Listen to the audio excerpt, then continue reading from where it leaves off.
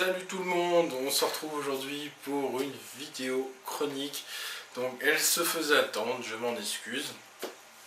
Donc j'espère que vous m'en tiendrez pas rigueur. Et donc on va tout de suite commencer par vous présenter ma lecture et surtout la chronique que je vous fais aujourd'hui. Donc Sœur sorcière de Jessica Spotswood, c'est le tome 2 aux éditions Nathan. Alors il faut savoir que je suis parti déjà sur de gros doutes sur ce livre.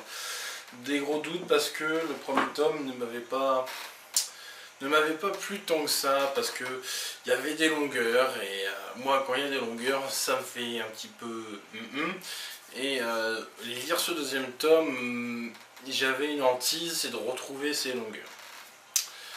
Mais il faut se l'avouer, là pour le coup, je me suis totalement trompé. Effectivement, on rentre dans le vif du sujet directement, c'est tendu, on a une atmosphère pesante qui nous pousse vraiment à savoir est-ce qu'il va lui arriver quelque chose à Kate. Alors, je vais pas vous résumer l'histoire parce que ça aurait d'aucun intérêt, mais parce que je pourrais vous spoiler carrément le tome 1. Donc pour ceux qui ont lu le tome 1 et qui aimeraient avoir le résumé, allez sur mon article de blog, vous aurez le résumé. Je vais pas vous résumer clairement parce que ça va vous donner des éléments du premier tome. Donc déjà on rentre dans le vif du sujet, comme je vous l'ai dit, l'atmosphère est pesante et cette atmosphère pesante m'a fait penser un petit peu à une atmosphère qu'on pourrait retrouver dans les témoignages de guerre, de la Seconde Guerre mondiale plus particulièrement, où on devait se cacher, ou plutôt les Juifs devaient se cacher des Allemands pour pas se faire, entre guillemets, capturer et emprisonner.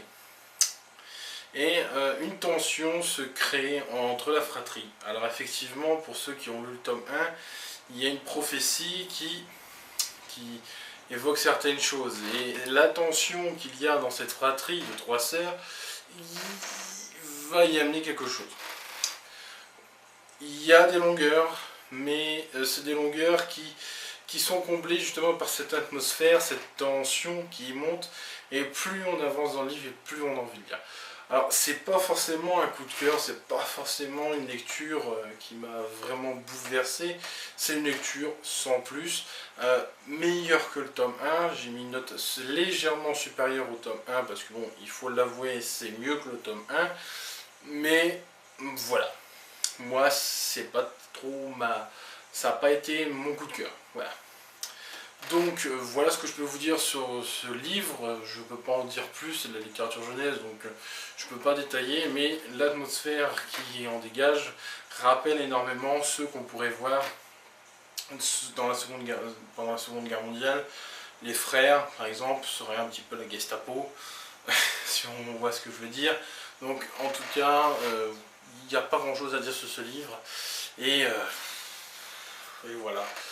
Donc petit mot de la fin, je dis félicitations à tous ceux qui ont obtenu leur diplôme, et pour ceux qui l'ont raté, c'est pas grave, accrochez-vous, vous refaites une année et vous aurez votre diplôme.